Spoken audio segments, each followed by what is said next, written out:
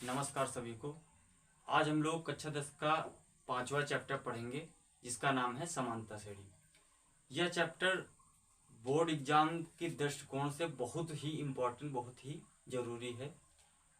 जरूरी इसलिए है कि देखा जा रहा है कि इस चैप्टर में जो बदलाव हुआ, पूरे जो सिलेबस में बदलाव हुआ है, किसी न किसी चैप्टर से कुछ न कुछ काटा गया है, लेकिन इकलौता मात्र यही एक चैप्टर है जिससे कुछ भी काटा नहीं गया है। इसका मतलब है कि यह इम्पोर्टेंट है, परीक्षा के दृष्टिकोण से तो है ये इम्पोर्टेंट।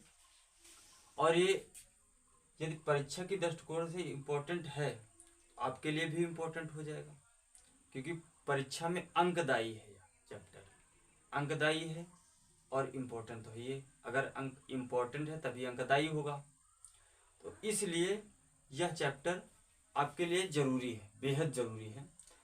तो आज हम लोग इस चैप्टर की बेसिक चीजें क्लियर करेंगे। आज हम लोग सवाल पर नहीं जाएंगे, सवाल कैसे हल होंगे, क्या क्या लगेगा, कैसे क्या होगा, सवाल आसानी के साथ अगर कैसे हल होगा। तो इस सवाल को यदि आपको करना है हल, तो उससे पहले उसकी आपको बेसिक चीजें पता होनी चाहिए। तो आज हम लोग इस चैप्टर की पूरी बेसिक चीजें ठीक से A to Z क्लियर कर लेंगे। इसके बाद हम लोग चैप्टर पे जाएंगे। तो ये चैप्टर जरूरी है, इम्पोर्टेंट है, बहुत खास है। नाम है इस चैप्टर का समांतर श्रेणी और यह 5वां चैप्टर है। तो जरूरी होने के कारण इसको हम ठीक से ध्यान से पढ़ लेंगे। और यह चैप्टर बहुत ज़्यादा कठिन नहीं है और इसमें सूत्रों का भरमार नहीं, सूत्र कम है। कम क्या, मेन सूत्र पूरे ही चैप्टर में 2 लगेंगे और एक और अगर हम ऐड कर दें तो पूरे 3 से ज़्यादा सूत्र नहीं है इसमें। तो सूत्र तो नहीं ही है इसमें, आपको सूत्र की कोई टेंशन या दबाव इस चैप्टर में नहीं है। 3 सूत्र से पूरा चैप्टर हल हो जाएगा। पूरा चैप्टर का मतलब पूरा चैप्टर समांतर श्रेणी, ऐसा नहीं कि ये 5वां चैप्टर है तो 5.1 नहीं, पूरा चैप्टर। पूरे चैप्टर में 2-3 सूत्र हैं बस, इससे ज़्यादा सूत्र नहीं। और आसानी के साथ आपको यदि इसके समांतर श्रेणी की बेसिक चीज़ें समझ में आ गई, आप आसानी के साथ फंसेंगे नहीं, पूरे सवालों को आसानी के साथ हल करते हुए निकल जाएंगे। तो आज हम लोग समांतर श्रेणी की पहले बेसिक चीज़ें देखेंगे, उसके बाद एक एक करके आगे सवाल देखेंगे। तो पहले हम बेसिक चीज़ें क्लियर करते हैं। जैसे इस चैप्टर का नाम है समांतर श्रेणी, तो आता है कि समांतर श्रेणी है क्या। पहला है तो समांतर श्रेणी। समांतर श्रेणी जो है इसको हम एपी से लिखेंगे। आपने सुना होगा एपी।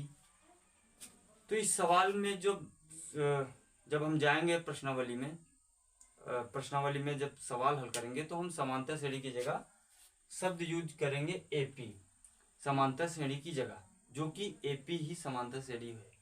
एपी की जगह क्या यूज करेंगे, समांतर श्रेणी की जगह यूज करेंगे एपी।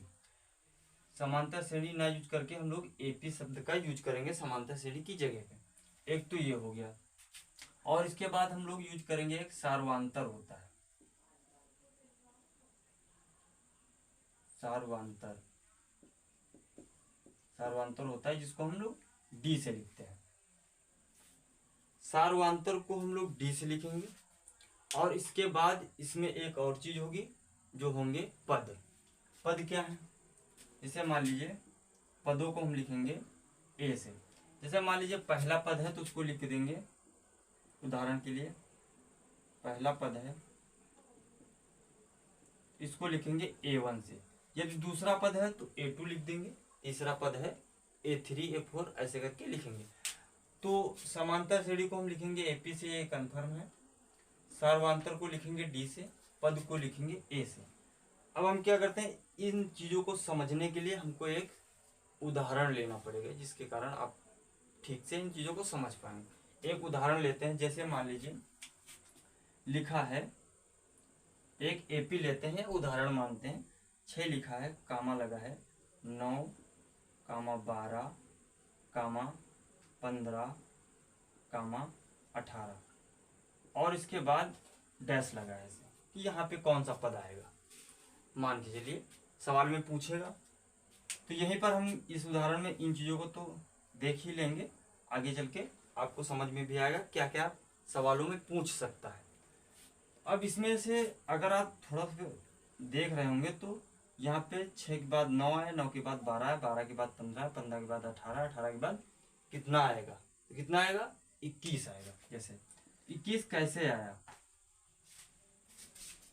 मेन यही है 21 कैसे है। ये क्या है, समांतर श्रेणी। समांतर श्रेणी कैसे है ये भी देखते हैं। समांतर श्रेणी में कहता है, जैसे नाम से ही पता चल रहा है कि समांतर श्रेणी में क्या होगा, अंतर समान होगा। जब अंतर समान होगा तो उसको हम कहेंगे समांतर श्रेणी है। यदि इनमें से अंतर समान होगा तो क्या होगा, समांतर श्रेणी होगी। अगर पूछ ले सवाल में कि यह समांतर श्रेणी है कि नहीं, तो हम क्या करेंगे, पहले इनका अंतर देखेंगे। अंतर यदि समान होगा तो समांतर श्रेणी होगी। शब्द से ही पता चल रहा है कि समांतर श्रेणी, अंतर जिसका समान होगा। तो पहले देखते हैं क्या है, इनमें अंतर कितना है, 3 का है। इसमें 3 का है, इसमें भी 3 का है, इसमें भी 3 का है, इसमें भी 3 जोड़े तो 21 अगला पद आ गया। तो अंतर कितना है, 3 का है, 3 का है, 3 का है, सब में 3 का है। इसका मतलब क्या है, ये समांतर श्रेणी है। ये तो क्लियर हो गया कि जब किसी भी श्रृंखला का अंतर समान हो तो उसे हम समांतर श्रेणी कहते हैं, उसको एपी कहते हैं। तो ऐसे अगर हो तो आप कह सकते हैं कि समांतर श्रेणी है। अब इसके बाद ये अंतर क्या है, इसी अंतर को, जो ये अंतर आया है इसी को कहते हैं सार्वांतर डी। जो ये अंतर आया है 3, समांतर श्रेणी में जो अंतर निकलेगा, यहाँ पे 3 आया है, इसी दूसरी समांतर श्रेणी में कुछ और निकलेगा, और में कुछ और निकलेगा, तो जो भी अंतर निकलेगा उसको हम कहते हैं सार्वांतर, और उसको लिखते हैं हम लोग डी से। तो सार्वांतर को कहे से लिखते हैं, डी से। ये अंतर है, अंतर को कहे से लिखेंगे, डी से। और इसके बाद जो ये अंक हैं इनको कहते हैं हम पद। तो पहले को लिखेंगे A1, दूसरे को लिखेंगे A2, तीसरे को लिखेंगे A3, चौथे को लिखेंगे A4, पांचवे को लिखेंगे A5, छठे को लिखेंगे A6। ऐसे करके हम लिखते हैं, इनके नाम देते हैं कि ये पहला पद A1 है, दूसरा A2 है, तीसरा A3 है, चौथा A4 है। ऐसे करके हम इनके नाम देते हैं। तो हम जैसे जानते हैं समांतर श्रेणी हमको पता चल गई, जिसमें अंतर समान हो उसको कहते हैं समांतर श्रेणी। अंतर क्या है, और उसके बाद डी क्या है, डी इसी अंतर को, समांतर श्रेणी का जो अंतर होता है उसी को हम कहते हैं सार्वांतर, और सार्वांतर को हम लिखते हैं डी से। तो ये हो गया डी, अंतर को कहाँ से लिखते हैं, डी से। अब ये पद जो ए है, ये क्या है, जो पहला पद है उसको A1, A2, A3, A4 करके जो पद है उनके नाम देते चले जाते हैं। डैश डैश डैश यहाँ पे n पद होंगे तो यहाँ पे लिख देते हैं हम डैश डैश डैश AN, मतलब कि A और पद कितना है n, AN लिख देते हैं। अब इसके बाद यदि हम यहाँ, तो अब समझ में आ रहा है कि हाँ ठीक है। यदि एक और उदाहरण लेके हम देखते हैं कि AP कब नहीं हो, एक और उदाहरण लेते हैं, इसे समझ में आएगा। मान के चलिए कोई एक ऐसे है, 4 है, 8 है, 12 है, 15 है और 19, ऐसे करके मान लीजिए लिखा हो, और पूछ ले कि बताइए या एपी है या नहीं, मतलब समांतर श्रेणी है या नहीं। तो हम क्या करेंगे, पहला यही लगाएंगे कि इनका क्या होना चाहिए, अंतर समान होना चाहिए। यदि अंतर समान होगा तो वह एपी होगी, अन्यथा एपी नहीं होगी।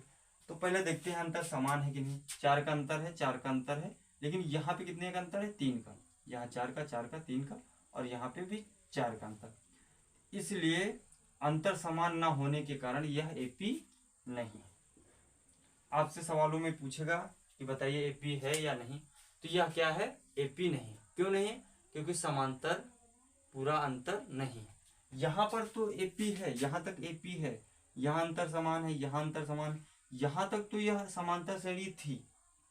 लेकिन यहाँ के बाद जैसे ही आगे बढ़े श्रृंखला में, क्योंकि ये अंक भी है, यहाँ पे अंतर 3 आया, जैसे ही अंतर 3 आया, अंतर समान ना होने के कारण यह एपी नहीं है। तो जो ये अंतर है समान होना चाहिए हर एक जगह पे। जब अंतर समान होगा तो वह समांतर श्रेणी होगी, अर्थात एपी होगी। और इनको हम क्या कहते हैं, पद। पद के नाम से जानते हैं इसको। पहले पद को A1 नाम देते हैं, दूसरे पद को A2 और तीसरे पद को A3। सार्वांतर यही हो गया जो इसका अंतर है। तो आपसे पूछ सकता है कि कोई एक एपी है, आपसे पूछ सकता है कि बताइए वह एपी है या नहीं। आप क्या करोगे, सार्वंतर निकाल लोगे और बता दोगे कि हाँ वह एपी है या नहीं। आपसे एक और चीज पूछ सकता है कि सार्वंतर बताइए कितना है। तो हम क्या करेंगे, किसी बाद वाले पद में पहला पद घटा देंगे। जैसे यहाँ पे तीन का अंतर हमको निकालना है, सार्वंतर पूछेगा, एपी दे देगा और पूछेगा कि बताइए इसमें सार्वंतर कितना है। तो हमको क्या करना है, घटा देना है बाद वाले पद में से पहले वाले पद को। यहाँ कितना है, ये A2 है और ये A1 है। 9 में से 6 घटाओगे कितना आएगा, 3 आएगा। यहाँ से आप पता कर सकते हैं। आप 12 में से या यहाँ से भी कहीं पर भी 2 अंक पास पास वाले उठा लो और बाद वाले अंक में से पहला वाला अंक घटा दो, सार्वंतर निकल के आ जाएगा। अब यहाँ से भी आप सार्वंतर निकाल सकते हो यदि एपी है। एपी नहीं है तो पता चला, आप जैसे इसमें देखोगे एपी तो है नहीं है और इसका अंतर निकालोगे कितना आएगा, 3। आप ये और कह दोगे कि यह है जो है इसका अंतर 3 है। ये तो सही है नहीं, क्योंकि यह एपी ना होने के कारण जो इसका अंतर है, सार्वंतर है, वह ठीक नहीं है। यहाँ पे 3 है, यहाँ पे 4 है, इसलिए यह सही नहीं होगा। तो हमेशा एपी ही देगा आपको जब सार्वंतर पूछेगा। और एपी देगा इसका मतलब, एपी का मतलब ही होता है जिसका सार्वंतर अंतर समान हो। और जब अंतर उसका समान है तो आप चाहे पहले निकालो या बाद में निकालो, अंतर उतना ही आएगा। अब यहाँ से भी सार्वंतर निकाल सकते हैं, आप यहाँ से भी सार्वंतर निकाल सकते हैं। कहीं पर भी पास पास के 2 अंक उठा लो, दूसरे में से पहला घटा दो। 21 में से 18 घटाओगे 3 आएगा। सार्वंतर 3 यहाँ भी निकलेगा, सार्वंतर 3 यहाँ भी निकलेगा। जहां आप निकालोगे वहां पर भी आपको 3 ही मिलेगा इसमें। अब ये एपी का सार्वंतर 3 है, तो इसलिए यहाँ पे 3 आ रहा है। कोई दूसरा सवाल होगा उसमें अंतर कुछ अलग होगा, तो अंतर कुछ अलग आएगा। तो लेकिन अंतर जो पहले में होगा वो आखिरी तक पूरा वही जाएगा, क्योंकि वह सार्वंतर समान होने के कारण ही समानता श्रेणी। तो लगभग यही चीजें हमको पूरे चैप्टर में पढ़नी है। इन चीजों का आपको बेसिक चीजें थी, यदि समझ गए तो ये बेहद आसान होगा आपके लिए। सवाल लगाना एकदम आसान हो जाएगा, कोई दिक्कत ज्यादा पड़ेगी नहीं। इतना आपको पूरा पूरा तैयार कर लेना है सवाल लगाने के पहले, ताकि आपको सवालों में ज्यादा दिक्कत ना हो। इतना करने के बाद हम लगाएंगे सवाल।